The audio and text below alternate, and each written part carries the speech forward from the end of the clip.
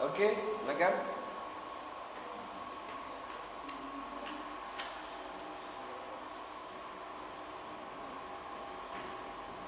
Narit Hadi Maja.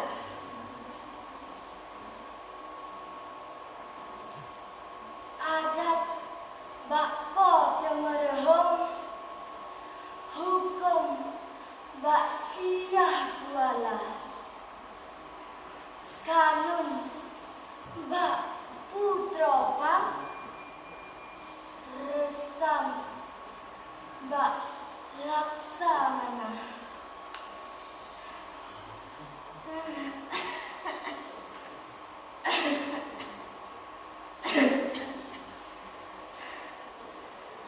Kehebatan putra pang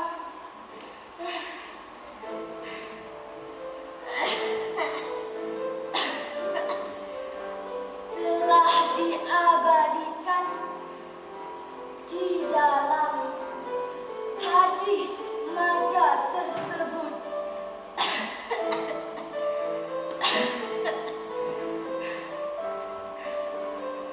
Putra Pang berasal dari negeri Pang.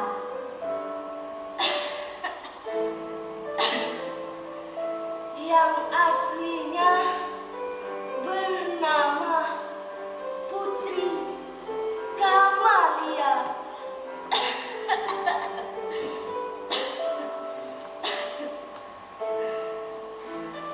Selain cantik, juga pemberani,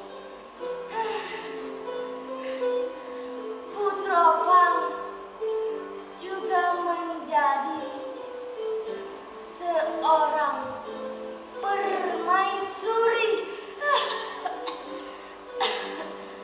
Dan dia juga menjadi penasihat Sultan Iskandar Muda.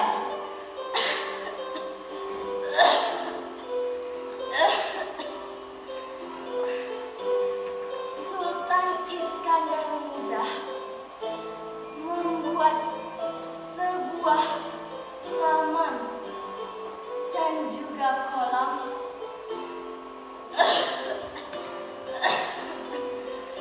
sebagai bukti rasa cintanya kepada Putra Pang.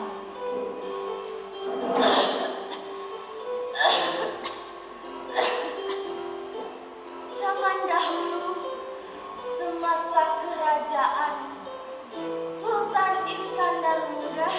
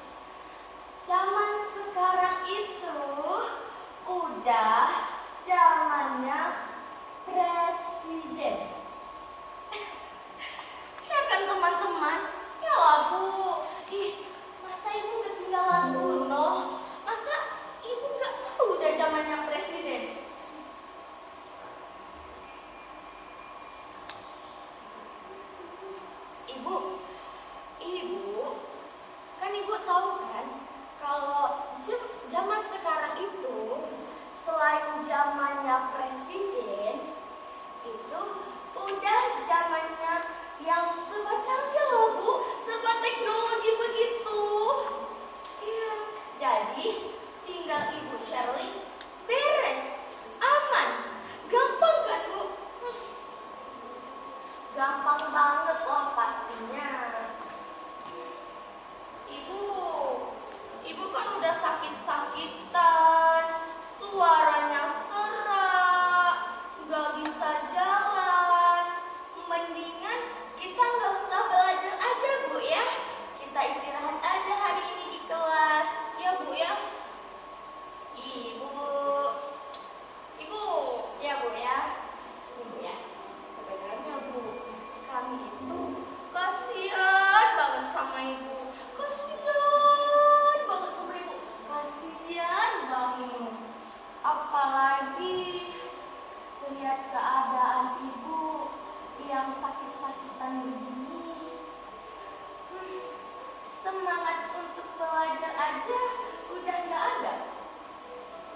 Udahlah Bu, kalau begitu kita istirahat aja ya Bu hari ini Bu ya. Please, ya Bu ya. Kalian pada ngapain sih? Kuteknya bagus. Mau Cak taruh sini di tangan kanan aku. Bagus banget. Bagus. Ibu, coba deh Ibu lihat. Bagus nggak? Bagus kan? Bagus banget lah. Kalian bosan nggak sih di kelas?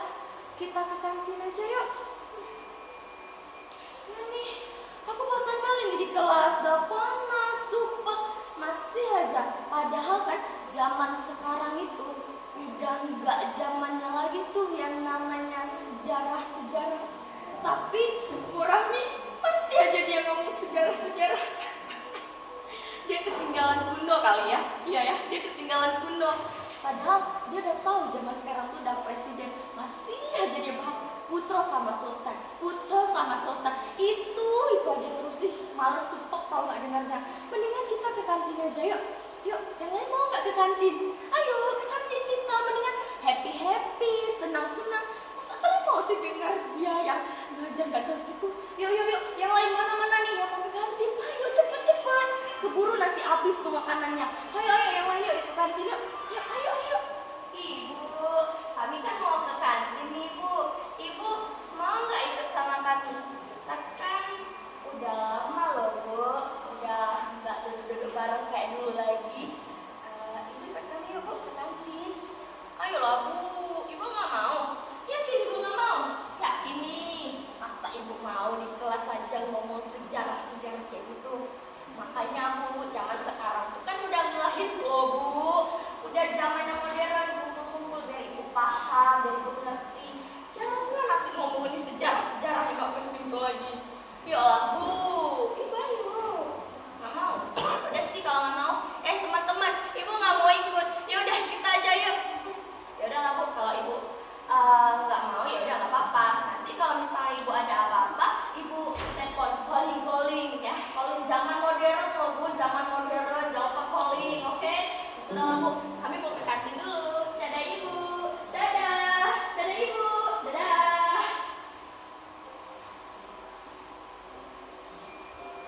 Hentikan. Tolong kalian hargai Bu Rahmi.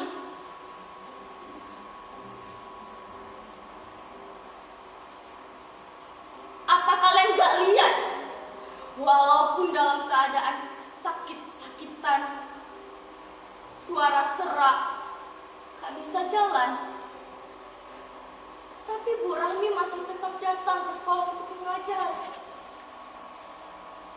Seharusnya nih ya, kalian tuh bersyukur dengan adanya pelajaran sejarah di sekolah. Kalau nggak ada pelajaran sejarah, nggak bakal ada budaya kita seperti ini. Kalian ngerti kan? Tolong kalian hargai Bu Rahmi. Walaupun dia sudah tua, dia itu masih guru kita. Walaupun dia dalam keadaan kesakit-sakitan, dia masih guru kita, dia masih setia ngajar. Bu, biar dia sadar ya mereka Bu.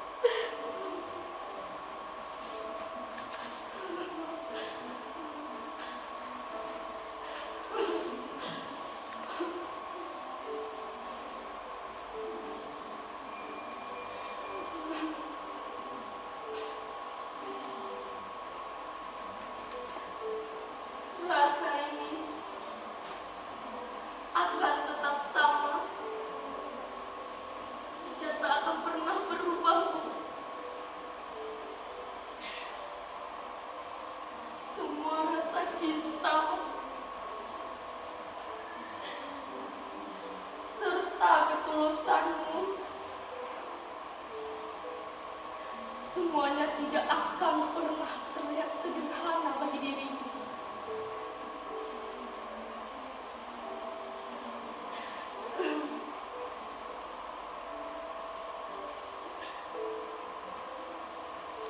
Cerita yang kau kisah kini menjadi benih baru di dalam kalbu. Karena aku tahu disitulah amanatmu.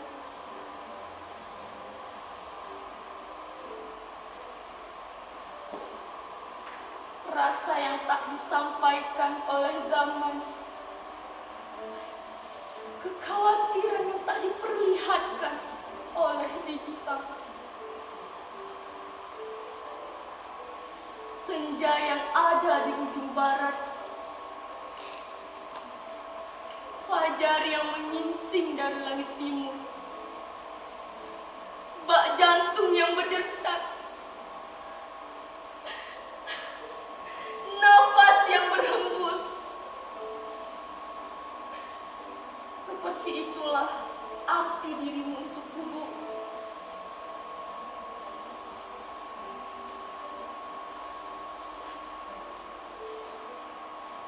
Sekarang, Bu, ku ambil alih seluruh ketulusanmu. Akan kutanggung semangatmu. Akan kutabur cinta dalam benih tutur rima ibu. Meskipun sekarang kau sudah tak ada lagi di sini, Bu, tapi senyummu abadi bersamaku. Terima kasih.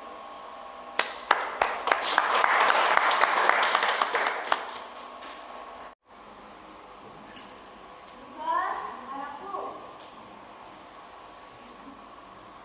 Iya, iya. Nak, kemari.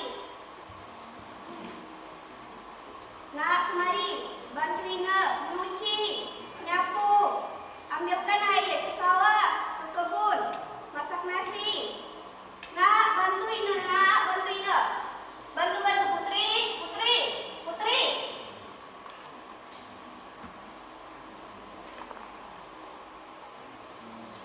Ya, Ina.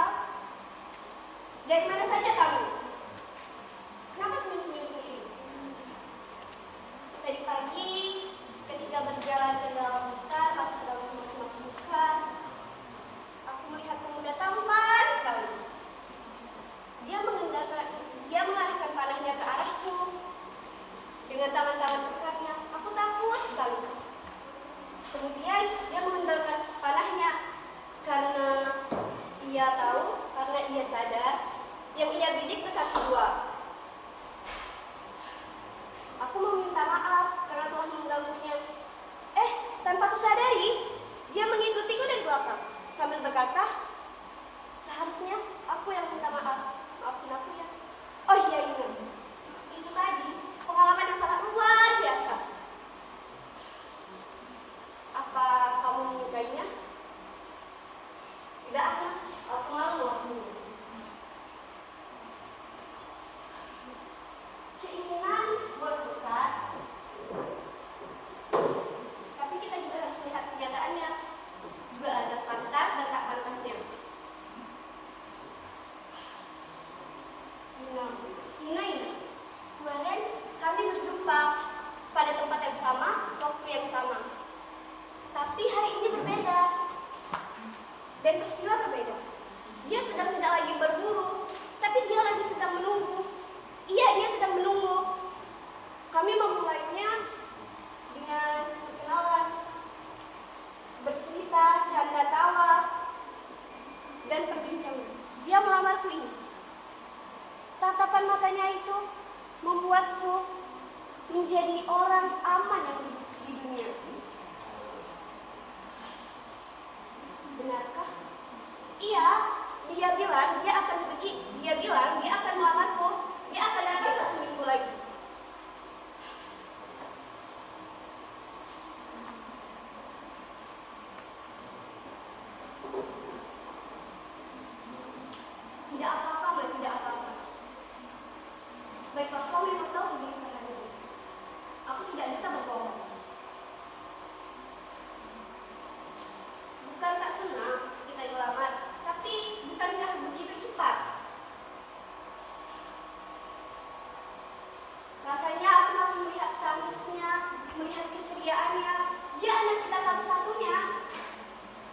aku juga gak mau nantinya melihat dia menjadi perawan tua.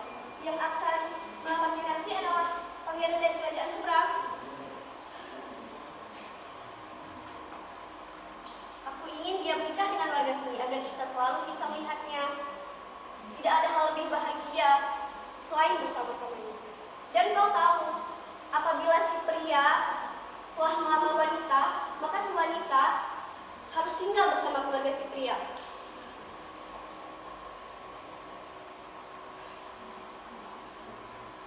Tidak bisa kita tolak lagi ya, Ma. Mereka itu telah saling mencintai. Aku tidak mau menyakitinya. Nah, marilah, Nina ingin bicara. Ya, Nina. Nina lihat, Nina telah merestui hubunganku dengan pangeran itu. Tapi apa dia mau dengan kita, keluarga kamu? Kami itu telah saling mencintai, tidak memandang lagi siapa dan dari mana. Kau adalah aku adalah kau, sebagai satu tubuh yang tak akan pernah terpisah. Menanggung beban bersama, menikmati kebahagiaan berdua, akan menjadi saksi cinta kami. Bagaimana prinsipnya? Bagus kan? Bagus sekali. Terima kasih, Naki. Apakah kau telah masih berusaha pada anakku ini?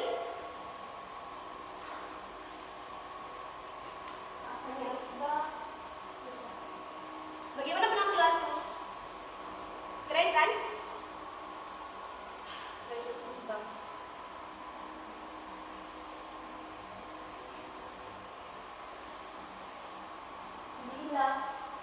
Dinginnya malam tak pernah mengusikku. Panasnya matahari tak pernah membuatku gerah, karena hatiku disibukkan merindukanmu. Oh ya Ibu, terima kasih karena telah merestui hubungan kami. Jaga baik-baik, dia anakku. Pasti, bagaimana bisa aku menyanyiakan gadis dan dia? Baiklah, mari kita melakukan upacara pernikahan ini. Tutup matamu dulu, lalu buka.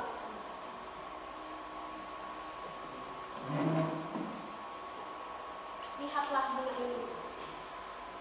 Bunga ini tidak akan pernah layu. Ambillah, simpanlah. Semakin banyak kau mengumpulkan cintamu, maka semakin bunga, maka semakin mekar bunga tersebut. Terima kasih sayang. Sepertinya aku tidak akan pernah jatuh cinta lagi selain bunga. Oh ya, aku tahu. Kenapa kau begitu dingin? Oh, iya aku tahu. Belakangan ini kulihat kau sering menonton film-film luar dengan kualitas wajah yang tampan. Kau bahkan menonton adegan-adegan cinta yang berderai air mata. Apakah wajahku kurang tampan buatmu?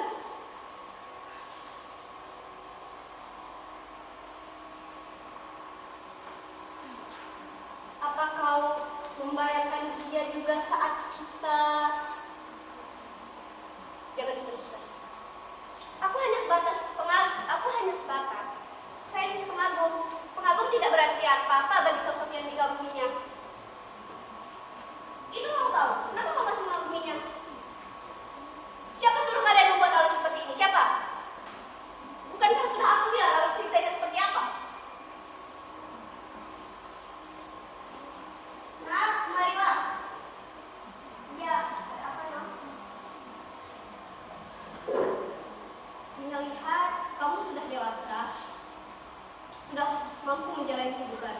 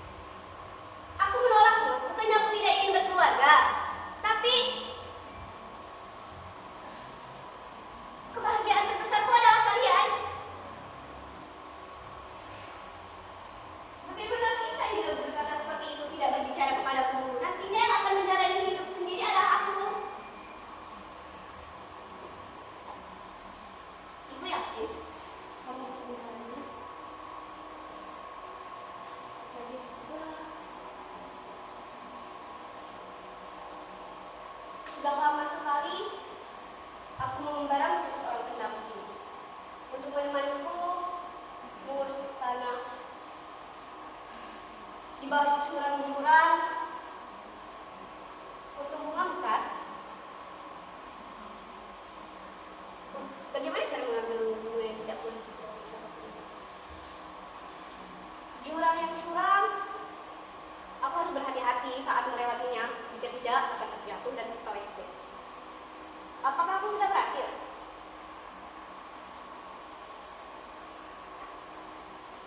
Saya sudah berhasil. Aku juga sudah menyiapkan mahar seperti sesuai perjanjian. 20 kerbau, perhiasan, serta kebun. Baiklah, mari kita rayakan upacara ini.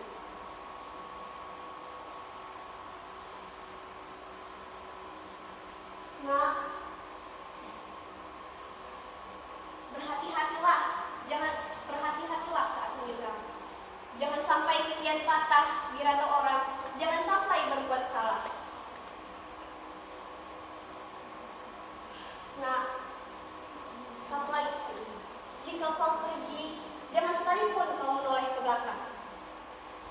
Tapi, ingatlah pesan ini. Jangan pernah sekalipun kau menatap ke belakang. Arahkanlah pandanganmu ke depan. Hapus air matamu. Tegakkanlah dalam menjalani hidup.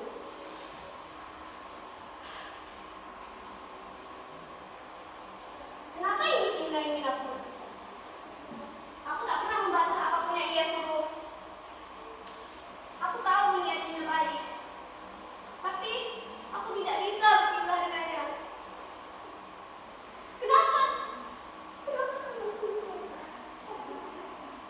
membantu. Jika tidak, peluklah aku. Jika tidak tanya pada melukku. Maka kenapa aku yang selalu mencintaimu? Kenapa aku seperti hidupmu?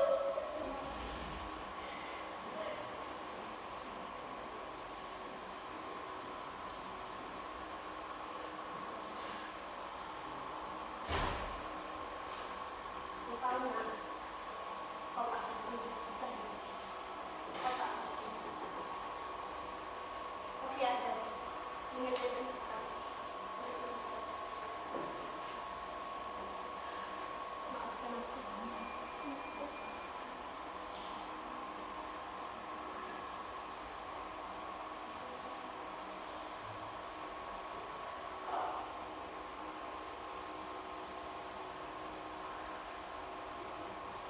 Di mana kamu?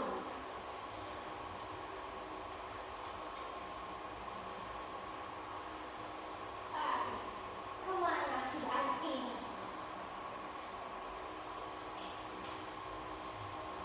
Saudara-saudara, apakah kalian melihat Putro, cucu saya? Sepertinya tadi dia lari ke arah sini. Saya khawatir kalau dia kemari dan bermain di sekitar sini. Bisa-bisa dia masuk ke dalam rawa itu. Banyak orang bilang kalau rawa itu rawa keramat.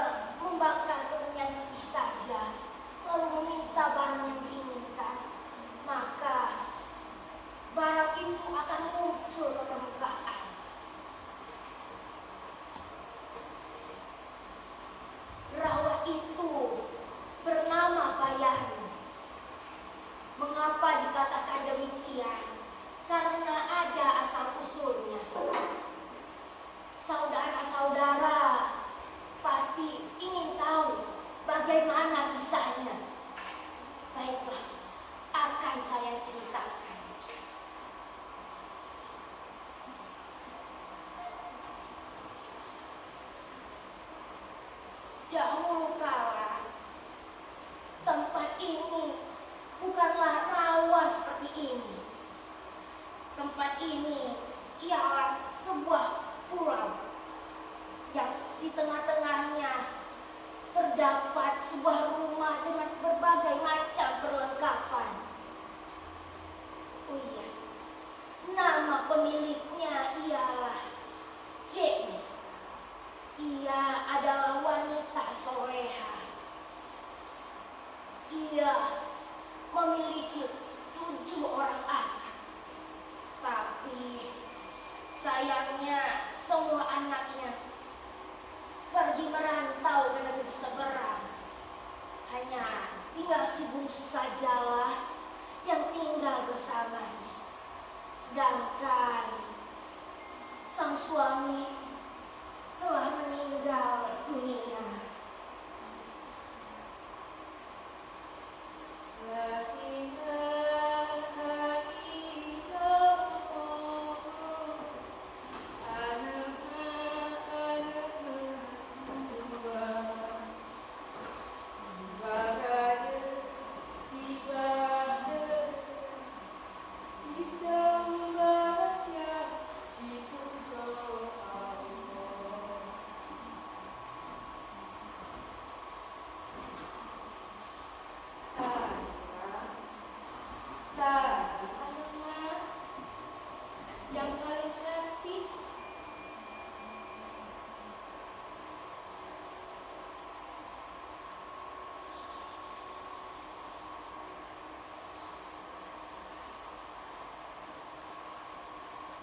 Engkaulah satu-satunya teman mak dalam hidup. Cepat besar ya nak. Semoga kelak kau menjadi anak yang berbakti kepada orang tua dan tunduk pada perintah Tuhan.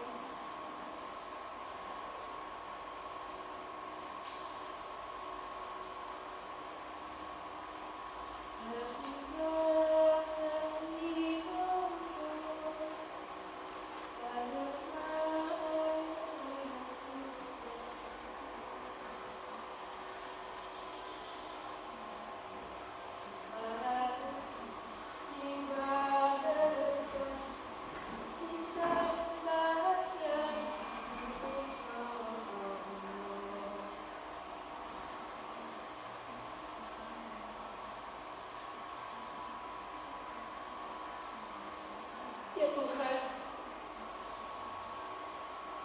hamba sangat mencintai anak hamba.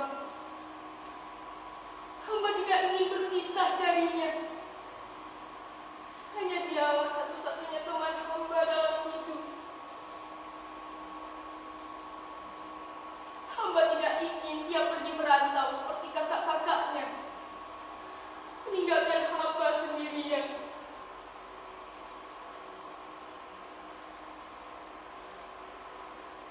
Ya Tuhan, hamba bernazar.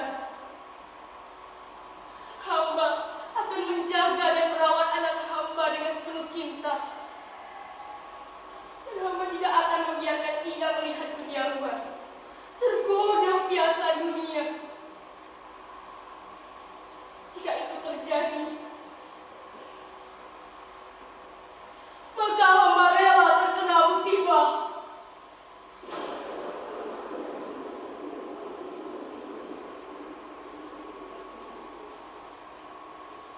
Begitulah Jenny bernazar kepada Tuhan karena saking takutnya ia kehilangan anaknya. Singkat kata, singkat cerita, John tumbuh dewasa. Kulitnya putih, tak pernah wajahnya cantik jelita.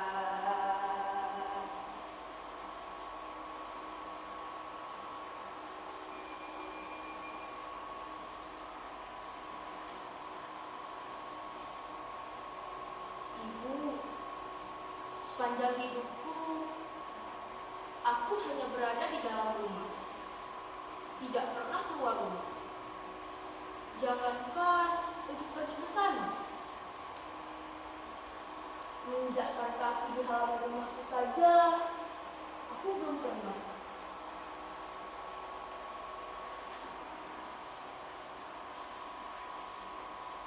Anakku sayang, untuk apa kau ingin keluar rumah? Segala kebutuhanmu sudah ada di dalam rumah.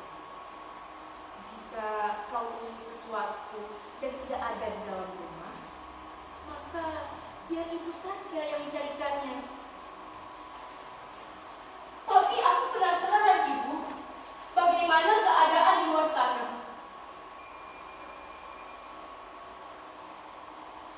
Pasti ada banyak hal indah yang belum pernah aku lihat sebelumnya.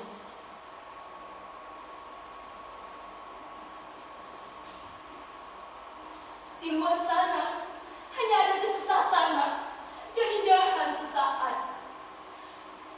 Hanya akan menghancurkan hidupmu.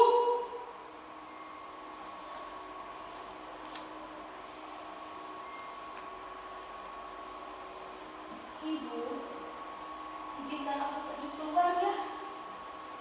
Sebentar saja. Tidak, Nak. Ibu tidak akan mengizinkan kau pergi walau hanya sebentar.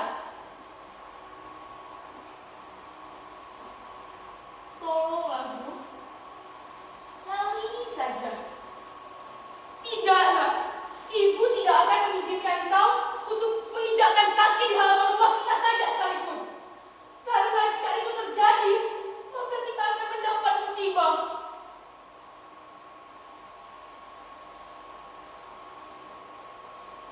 Bersabarlah, Nak.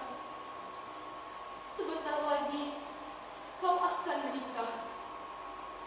Ibu telah menyiapkan semuanya. Nah, sekarang kau tunggu di rumah. Ibu akan pergi untuk mengabarkan pada kerabat kita perihal acara pernikahan. Sekaligus juga Ibu akan membeli perlengkapan pernikahan. Tolong kau jaga, jangan sampai padi-padi yang Ibu jemur ini dimakan air. Ingat, anakku, apapun yang terjadi, kau jangan sampai keluar rumah. Karena Ibu sangat menyayangimu, Nak.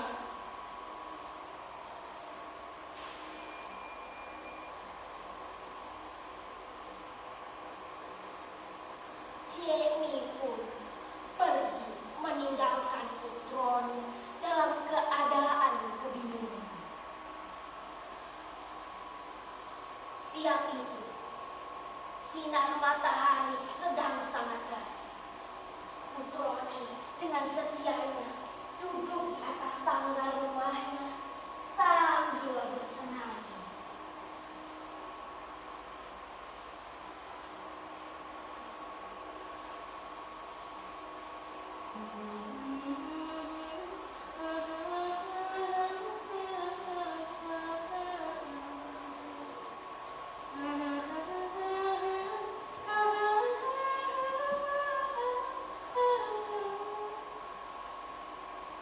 Hus, hus, pergilah, ayam-ayam. Jangan kalian makan padi-padi kami. Hus, hus, pergi. Jangan kalian makan padi-padi kami. Carilah makan di tempat lain. Hus. Syukurlah, ayam-ayam itu sudah pergi. Pagi Ibu pun selamat.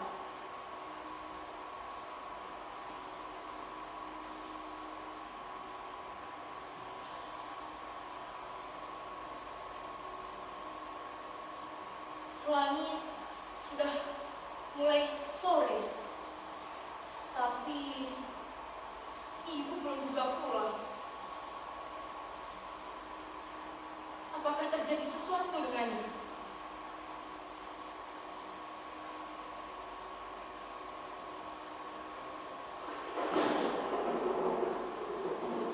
Ya Tuhan, langit sudah bergemuruh. Jika hujan turun, maka padi-padi itu akan basah.